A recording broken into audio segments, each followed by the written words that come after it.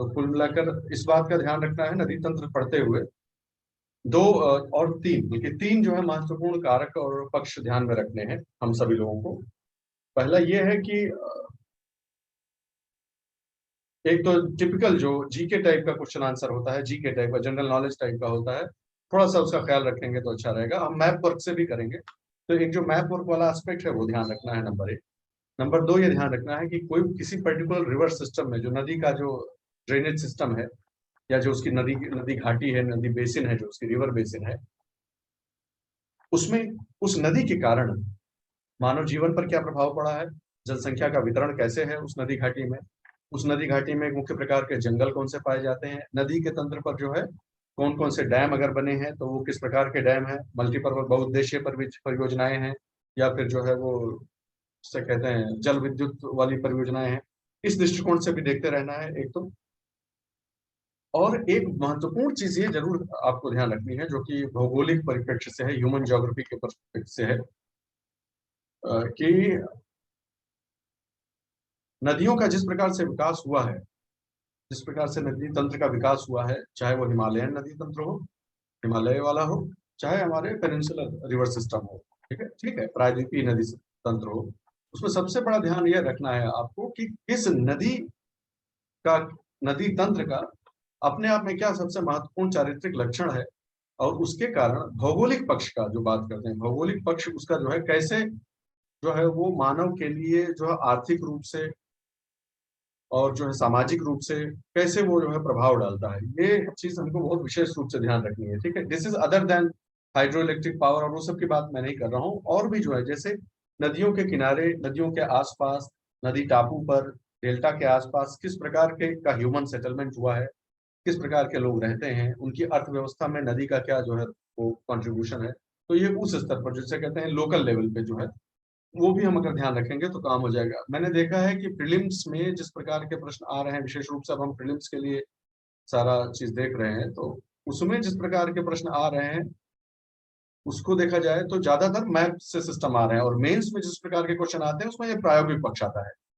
तो प्रीलिम्स के लिए भी फिलहाल हम ज्यादा बल देंगे, और जो उसका प्रायोगिक पक्ष है वो भी थोड़ा बहुत पढ़ेंगे, लेकिन जो है उसका वेटेज जो है वो हम थोड़ा कम रखेंगे। इस प्रकार से हम करने का प्रयास करेंगे। तो सबसे पहले जो है वो शुरुआत करते हैं, एक मिनट मुझे बस दीजिए। सबसे पहले प्रारंभ हम इसी से करते हैं।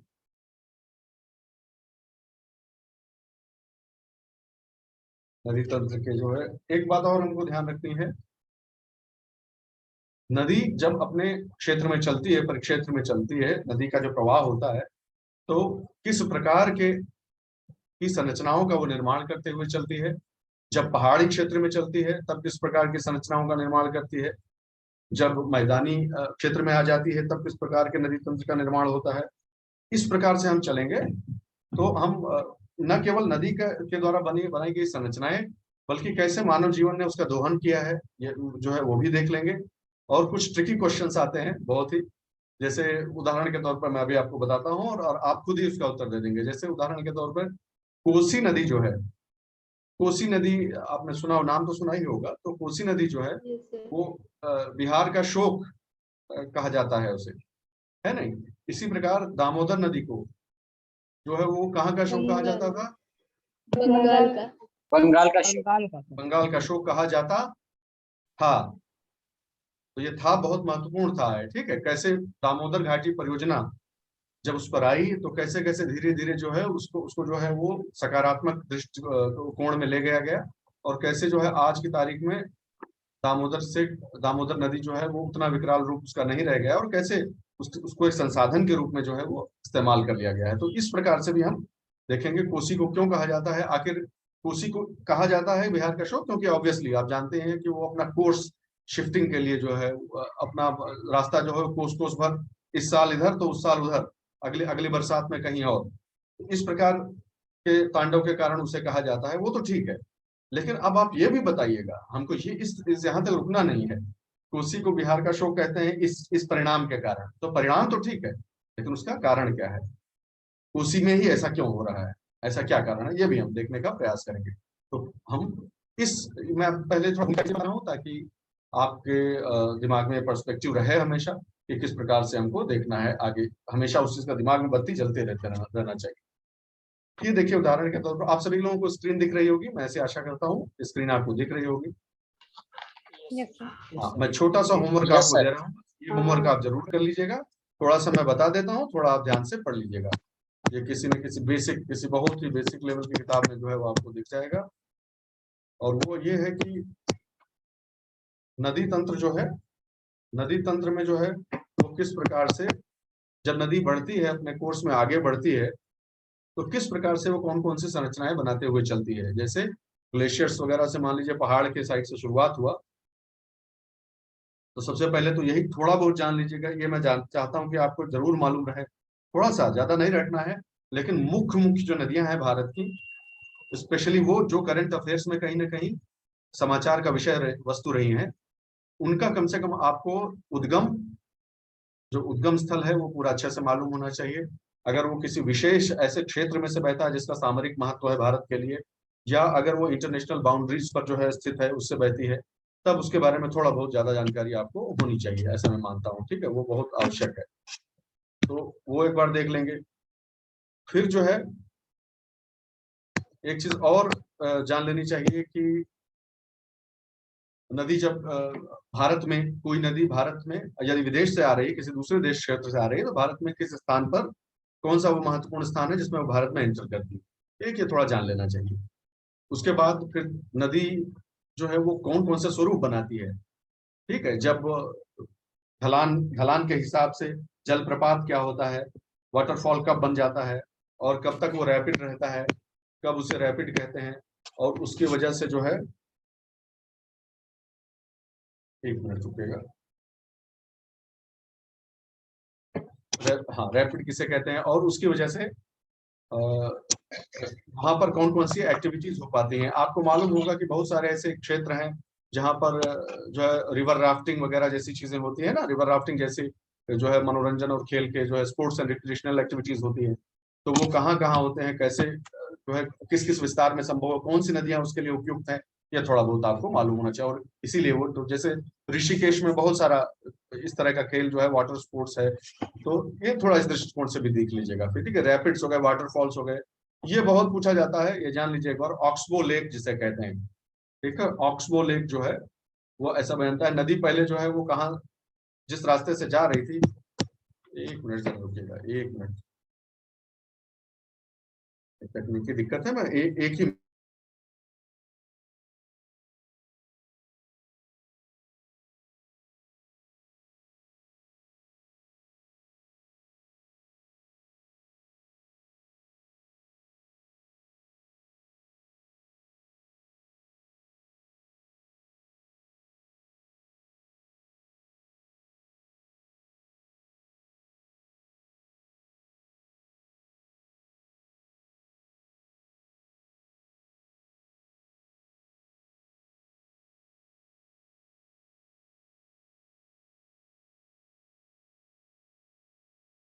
नहीं, जो मैं इसके लिए जो पेन, टच स्क्रीन के लिए जो पेन यूज कर रहा था वो खराब हो गया है।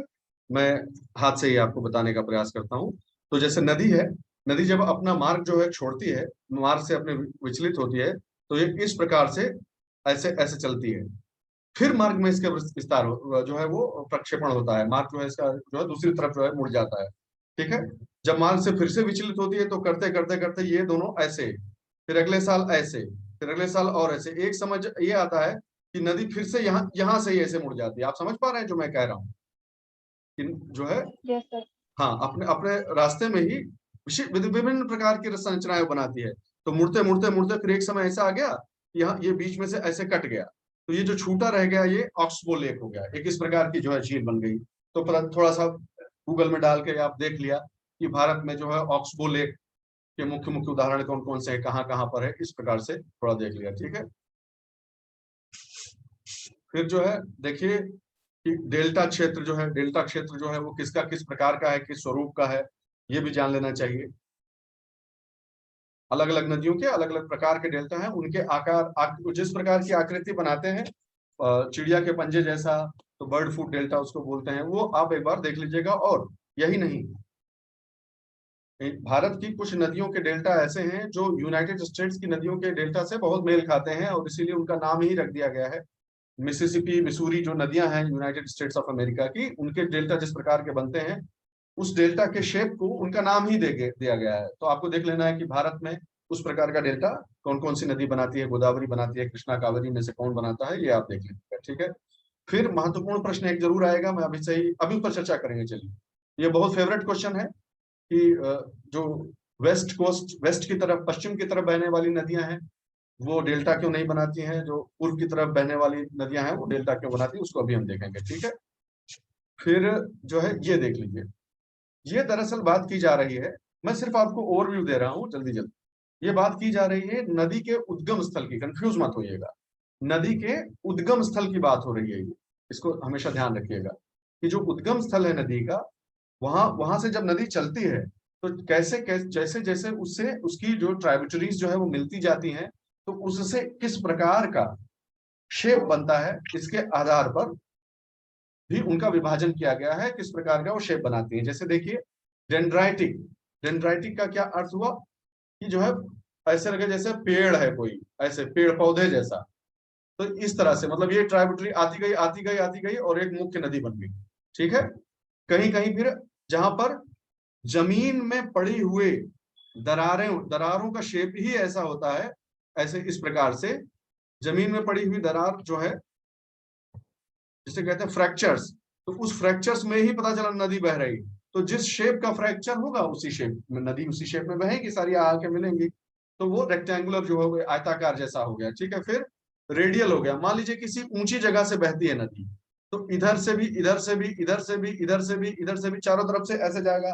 तो आप ऊपर से जब देखेंगे, ऊपर से सैटेलाइट से देखेंगे, तो आपको लगेगा कि बीच में कोई एक केंद्र है और उससे बाहर निकल रही है नदियां, ऐसा लगेगा जब पहाड़ के ऊपर से देखेंगे। तो समझ रहे हैं, तो रेडियल, रेडियल का मतलब क्या हुआ कि जैसे त्रिज्या, एक वृत्त है जिसके त्रिज्या के समान जो है वो सारी नदियां बह रही हैं, ठीक है। इसी प्रकार अन्य बहुत सारे ट्रेलिस हो गया कि ऐसे चलती जा रही नदियां जो है राइट एंगल पे आके मिलती जा रही हैं। इस प्रकार से भी नदी का जो है शेप बनता है जहां से वो बह रही होती है, और अब आगे जाकर अपने विस्तृत स्वरूप में आती है। यहाँ ये वाली बात समझ गए होंगे आप। तो हल्का सा आप ये देख सकते हैं कि कौन सा नदी तंत्र जो है वो किस प्रकार के शेप के लिए ज्यादा जाना जाता है, ठीक है। अब ये देखिए, मैं आपको अगर समझाना चाहूं अपने तरीके से, तो मैं, जानते हैं मैं क्या उसका स्वरूप लूंगा, मैं ये लूंगा स्वरूप, उसको समझाने के लिए मैं सबसे सही तरीके से समझने का प्रयास ऐसे करूंगा दोस्तों, कि एक चीज आप अच्छे से समझ लीजिए जिस पर हम बार बार बात कर चुके हैं, और वो बात यह है कि अगर हम ढलान समझ जाएं, टोपोग्राफी समझ जाएं, सतह जो है वो समझ जाएं, अच्छे से सतही स्वरूप समझ जाएं भारत के पूरे जो भूखंड का, तो फिर बहुत सारी चीजें बहुत आसान हो जाती। मैं आपको उदाहरण देता हूं कैसे। आप इस चीज को समझ लें अभी से, और हमेशा के लिए इसको दिमाग में बैठा लें। मैं व्हाइट कलर इसके लिए यूज कर लेता हूं। देखिए, आप ध्यान से सुने। अगर आपको मेमोराइज करने की ट्रिक याद करनी है कि कैसे याद रहे चीजें, कि कौन सी नदी किस तरफ बहती है, कहाँ जाएगी, तो सब ये समझ लीजिए आप कि यहां से एक आप रेखा खींच लीजिए ऐसे। मैं बताता हूं आपको, एक मिनट।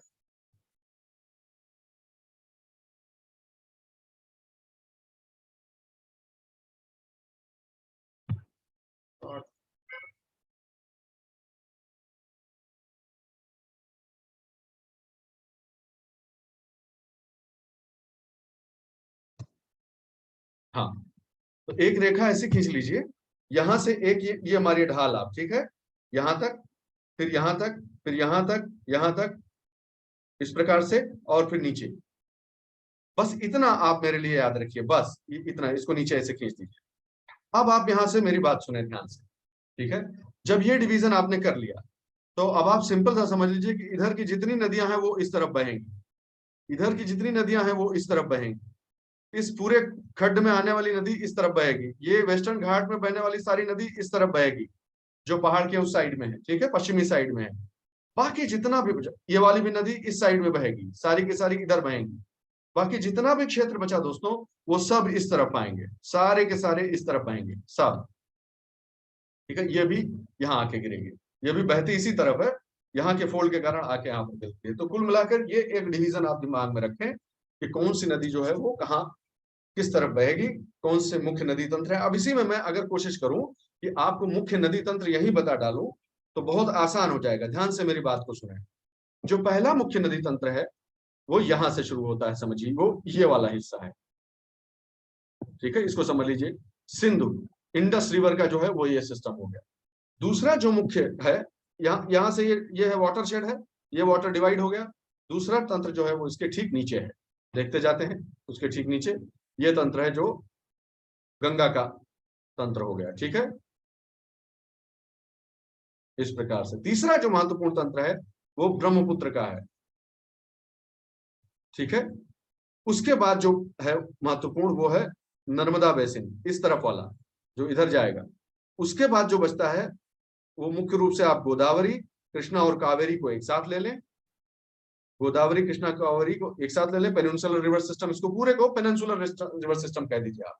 तो देखिए कितने भाग हुए टोटल, मैं फिर से आपको बताता हूं, इसको साफ करके वापस आपको समझाने के लिए कोशिश करता हूं। अगर आप नीले कलर से देख रहे हैं, जो गाढ़ा नीला कलर है, गाढ़े नीले रंग से जो भाग है वो समझ लीजिए कि उसका ढलान किस तरफ है, पश्चिम की तरफ है। और उसके अतिरिक्त जो भी भाग बचा उसका ढलान जो है वो पूर्व की तरफ है। तो पहला रिवर सिस्टम जो है वो दिल्ली रिज है ना, दिल्ली रिज इलाका जो होता है जो है, वहां से ही उसका अपहीवल हुआ है, इसलिए वो यहां से बट गया है। अभी बताएंगे कि कैसे पहले सब एक जैसा था। ये एक सिस्टम हो गया, ये हो गया सिंधु, सिंधु नदी का इलाका हो गया, ठीक है, ध्यान रखेंगे इस चीज को। फिर जो है दूसरा सिस्टम अगर बांटने पे आ जाइए तो ये गंगा का मैदान हो गया, ये पूरा गंगा का इलाका हो गया। तीसरा बांटने पे आ जाइए तो ये ब्रह्मपुत्र हो गया, ठीक है। चौथा ये नर्मदा और तापी, और पांचवा जो भी उसके बाद बचा। इस प्रकार से आप इसको समझ लीजिए, ठीक है। मुझे लगता है इसमें तो कोई दिक्कत ही नहीं है, अब साथ साथ आपको समझ में आ रहा है। अब सिंपल सा ध्यान रखिएगा कि जितना भी गाढ़ा नीला वाला भाग है उस तरफ जो भी नदियां बहती हैं वो सब वेस्ट की तरफ, वेस्ट फ्लोइंग रिवर्स है, अरेबियन सी की तरफ जाने वाली है। और जितना भी नीला, हल्का नीला वाला भाग आप देख रहे हैं वो सब बे ऑफ बंगाल में जो है वो जाती है।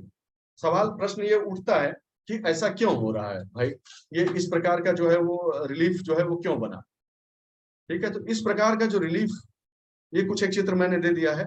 अलग अलग नदी घाटियां जो है, मुख्य रूप से आप इन्हें नदी घाटियों में बांध सकते हैं, ठीक है।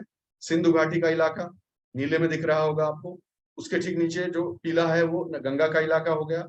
उसके राइट साइड में चलाइए, दाहिनी तरफ ब्रह्मपुत्र का इलाका हुआ होगा। अब ये नदियों के द्वारा बनाया गया अपना अपना बेसिन है, उसमें वही उस नदी या उसकी जो सहायक नदियां हैं उनके द्वारा जो प्रदेश सिंचित होता है वो उसको बेसिन कहा जाता है, ठीक है। तो ये अलग अलग नदियों का बेसिन है, सबका नाम लिखा हुआ है। ये एक न्यूज आइटम में से मैंने, एनालिसिस आइटम में से लिया है, आपको ये बहुत काम आएगा, ये मैं आपको दे दूंगा, आप इसे देख लीजिएगा, ठीक है। हाँ, तो मैं ये कह रहा था, आपसे बताने के लिए ये कह रहा था कि ऐसा क्यों हुआ, ये इस प्रकार के नदी तंत्र क्यों ऐसे विकसित कैसे हो गए भाई, ये समझ में नहीं आ रहा है कि ऐसा क्यों हुआ कि इसका ढलान इधर है। इस क्यों में भी जाइए, हम थोड़ा सा इसके लिए भी प्रयास कर, मैं कोई अलग से चीज या बहुत हाई फाई नहीं बता रहा हूँ, मैं वही चीज आपको बता रहा हूँ जो एक्चुअली एनसीईआरटी में दी हुई है, आपकी ही एनसीईआरटी में दिया हुआ है चीज। अब आप जब जाके इसको पढ़ेंगे वापस तो आपको बहुत अच्छे से समझ में आएगा, अगर आप इसको पिक्टोग्राफिक तरीके से पहले देख लीजिए। देखिए, कहा जाता है दोस्तों कि पहले एक असम से लेकर हिमाचल प्रदेश तक, इस बात को कृपया ध्यान से सुने सब लोग, पहले बहुत बहुत पहले मियोसीन वगैरह से भी पहले के एरिया में, पहले के समय में क्या होता था कि एक असम से लेकर हिमाचल प्रदेश तक एक ही रिवर सिस्टम था, जिस रिवर सिस्टम जिसको शिवालिक, शिवालिक पहाड़ी तो आप सब जानते ही हैं, शिवालिक जो रेंज है वो तो आप जानते हैं, श्रृंखला। ये दूसरी बात कही जा रही है, वो जो नदी थी, ठीक है, जिसको जो जिसका क्षेत्र उठ के शिवालिक बन गया ना, आपको बता ही दिया। तो कहते हैं कि एक बहुत बड़ा रिवर सिस्टम था, ऊपर से नीचे तक एक ही सिस्टम था, ये पूरा का पूरा एक सिस्टम था, असम से यहाँ तक हिमाचल तक, पूरा हिमाचल से भी आगे यहाँ तक एक नदी सिस्टम हुआ करता था, जब इस तरह का कुछ उबड़ खाबड़ चीज नहीं थी, ठीक है। पंजाब से लेकर आसाम से लेकर पंजाब तक एक ही तरह का सिस्टम था, ठीक है। और वो गल्फ ऑफ सिंध यहाँ कहीं हुआ करती थी, लोअर पंजाब के इलाके में, यहाँ पर ही गल्फ एक खाड़ी हुआ करती थी, जिसमें ये जो है वो अपना डाल दिया करती थी, सारा जो है पानी जो है इसमें जो है डिस्चार्ज कर दिया करती थी। फिर क्या हुआ दोस्तों कि तीन महत्वपूर्ण घटनाएं हुई, आप ध्यान से सुने, तीन महत्वपूर्ण जो है वो भौगोलिक घटनाएं हुई, भूगर्भिक घटनाएं हुई। भूगर्भिक घटनाएं क्या क्या हुई, नंबर एक, पहला चीज ये हुआ कि इस जगह से ये जो बीच का जगह है, ये वाला जो इलाका है ये उठ गया, थोड़ा सा ऐसे खड़ा हो, बीच का इलाका जो है उठ गया। इसके उठ जाने से जो है वो नदी सिस्टम जो है वो डिवाइड हो गया ऐसे, एक ये जो जो नदी सिस्टम था ये बंट गया। तो ये ऊपर की तरफ ऐसे हो गया, ये ऐसे हो गया, ठीक है। नदी सिस्टम का बंटवारा हो गया। किस किस के बीच नदी सिस्टम का बंटवारा हो गया? नदी तंत्र का बंटवारा किसके किसके बीच हुआ? जो एक इंडस और ब्रह्मा यानी सिंधु सिंधु नदी जो है ना, सिंधु नदी और ब्रह्मपुत्र नदी, समझिए पूरा एक ही था पहले। तो जब पहली बार ये चीज उठा, बीच में उठ गया, दिल्ली रिज से के ऊपर का इलाका जब पहली बार जो इसका उत्थान हो गया, अपहीवल हो गया इसका, तो फिर कौन कौन से नदी तंत्र आपस में बट गए? सिंधु उधर चला गया, उस तरफ ऐसे हो गया, इस ढाल पे सिंधु बहने लगा। देखे, ध्यान से देखें जरा, हाँ इसको एक दूसरे कलर से करके दिखाते हैं। सिंधु वाला जो सिस्टम है, ये जब बटा ऐसे बीच में से बट गया, तो सिंधु सिस्टम पूरा इस तरफ ट्रेंड करने लगा, अरब सागर की तरफ, जैसा कि पहले भी हो रहा था, ठीक है। लेकिन ये वाला सिस्टम मुड़ गया, ये वाला जो सिस्टम है वो अब इधर की तरफ मुड़ गया। तो जो ऐसे पानी जा रहा था, ये बीच में उड़ जाने की वजह से यहां से ऐसे आने लगा, ठीक है। यहां से जो है आगे जाना इसका संभव नहीं हो पाया, तो यहां से मुड़ के ये इस तरफ चल पड़ा। और तब पहली बार ऐसा हुआ दोस्तों, पहली बार ऐसा हुआ कि बंगाल की जो खाड़ी की तरफ जो है इसका मुड़ाव हो गया, ठीक है। फिर यहां पर आपको याद होगा एक चीज और बताई थी मैंने, मालदा, मालदा का इलाका बताया था, याद होगा आपको, कि जो पेनिनसुलर प्लेट्यू है, प्रायद्वीपीय पठार है, वो दरअसल यहां तक भी है, लेकिन बीच में एक गैप आता है, उस गैप को क्या बोलते हैं? मालदा गैप। मालदा गैप बोलते हैं। इस तरफ राजमहल की पहाड़ी है, आपके इधर राजमहल की पहाड़ियां हैं, और इस तरफ गारो, गारो हिल्स है ना, गारो खासी जयंतिया याद है सबको, जो बताए थे। तो राजमहल, राजमहल हिल्स, राइट, राजमहल हिल एक तरफ है और गारो हिल एक दूसरी तरफ है, दोनों के बीच का जो गैप है वो मालदा गैप है। तो ये जो मालदा गैप है ना, इसमें जो है डाउन थ्रस्टिंग हुई, इसकी डाउन डाउन थ्रस्टिंग हुई, तो ये पूरा एरिया जो है डिप्रेस्ड हो गया। जैसे ये एरिया नीचे गया, ये पूरा एरिया नीचे गया। एक बार वापस इसको बिगाड़ के समझाना पड़ेगा, बहुत ज्यादा कंफ्यूजन हो जाएगा नहीं। हाँ, ये वाला जो एरिया मैं आपको दिखा रहा हूं, इसमें डाउन डाउन थ्रस्टिंग हुई दोस्तों। डाउन थ्रस्टिंग मतलब नीचे की तरफ धंसा, ये इलाका नीचे की तरफ धंस गया। जैसे ही नीचे की तरफ धंसा, वैसे जो सिस्टम था वो इधर का भी पानी यहीं गिरने लगा और इधरों का पानी यहीं गिरने लगा। इसीलिए ब्रह्मपुत्र भी उसी तरफ जा रहा है, देखिए, और गंगा का भी जो तंत्र आता है वो उसी तरफ जा रहा है।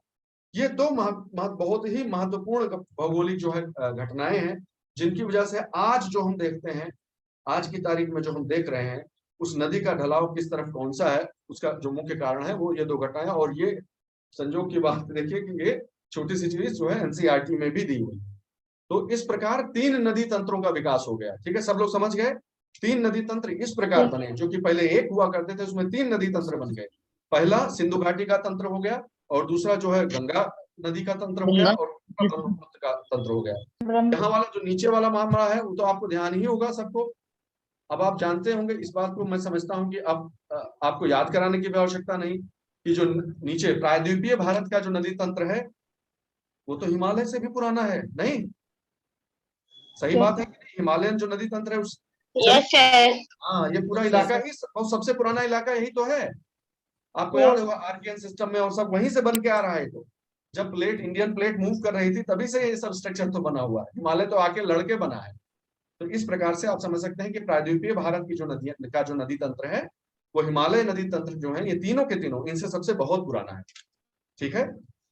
नर्मदा और तापी का जो आपको इलाका दिख रहा है, ये भी अब तो आप भी बता सकते हैं। मैं एक किसी से पूछता हूं, अनूप दोस्त, जरा बताना कि नर्मदा और तापी नदियां जो है वो ऐसा क्यों है कि बाकी सब लोग इधर बह रहा है, इस तरफ जा रहा है, और नर्मदा और तापी इस तरफ क्यों जा रही है? आपके हिसाब से इसका क्या कारण होना चाहिए अनूप? अनम्यूट करके बोलिएगा।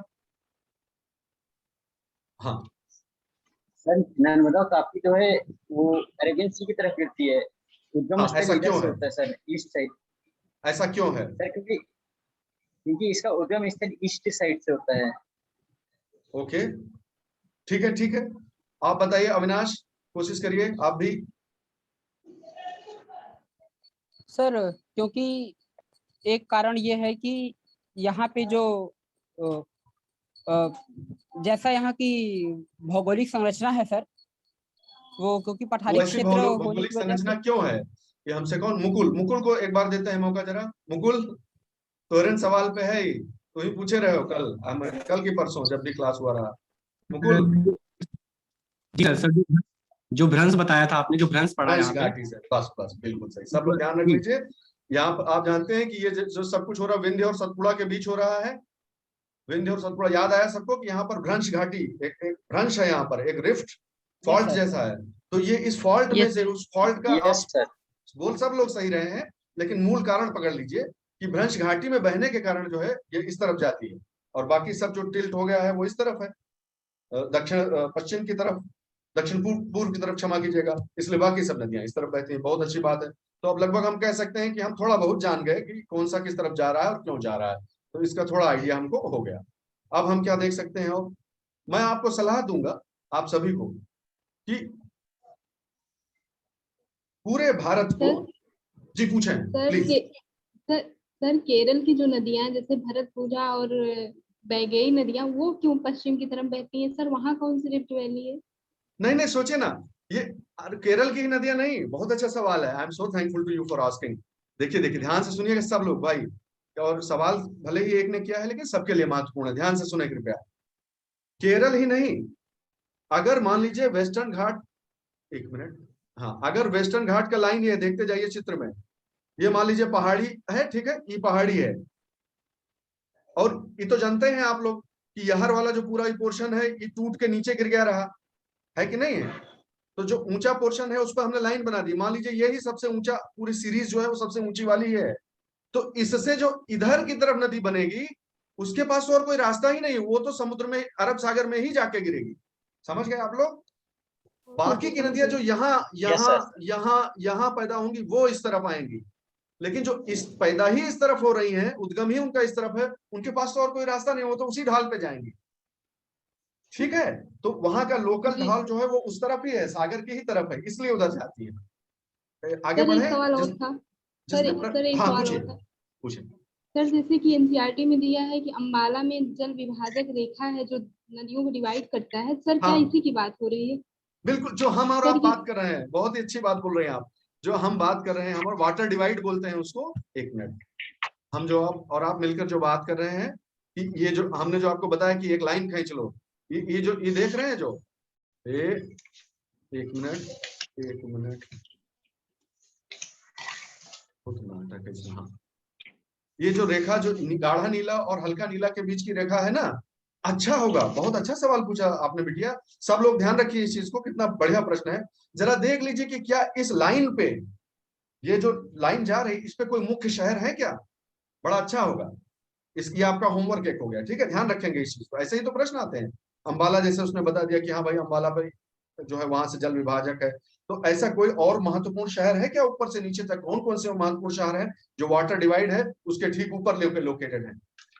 जो कि पहले, ध्यान से सुने कि इस बात को बहुत अच्छे से समझिए कि शहरों की, वो शहर क्यों विचित्र हो जाएगा मैं बता देता हूं आपको। ऐसा शहर जो इस लाइन पे होगा, जो इस ऊंचे ढाल पे होगा, जहां से एक तरफ उधर एक तरफ इधर जा रहा है, वो क्यों विचित्र और अनोखा होगा? वो इसलिए होगा कि नॉर्मली क्या होता है कि हम शहर कहाँ बसते हैं, गांव कहाँ बसते हैं, ह्यूमन सेटलमेंट कहाँ बसते हैं?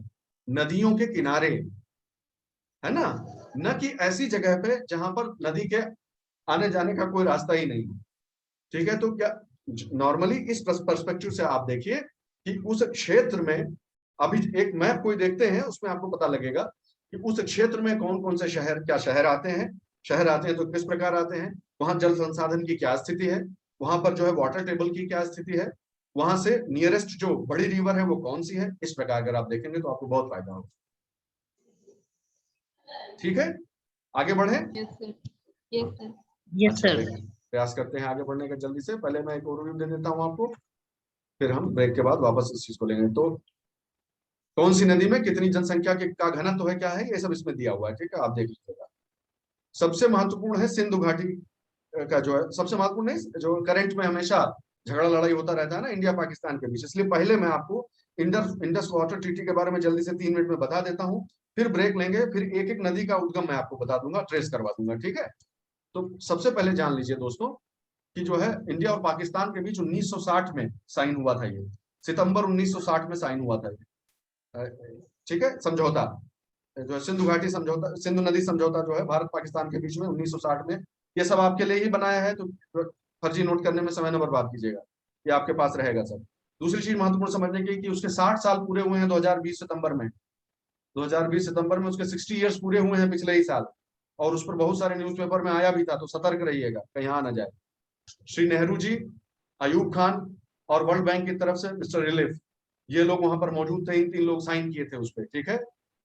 वर्ल्ड बैंक की मध्यस्थता से ये हुआ था। जल्दी जल्दी बढ़ जाते हैं। इंडस झेलम चेनाब पाकिस्तान को दिया गया, और ठीक है, और रावी, ब्यास और सतलुज ये इंडिया के हिस्से में दिया गया।